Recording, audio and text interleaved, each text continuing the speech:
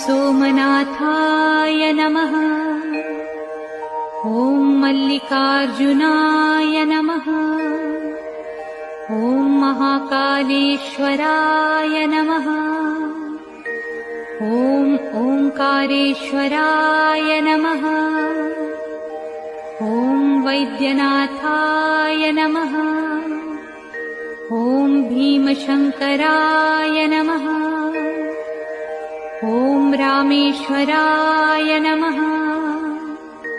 ॐ नागेश्वराय नमः।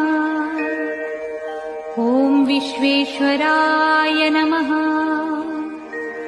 ॐ त्र्यंबकेश्वराय नमः। ॐ केदारेश्वराय नमः। ॐ भुस्मेश्वराय नमः।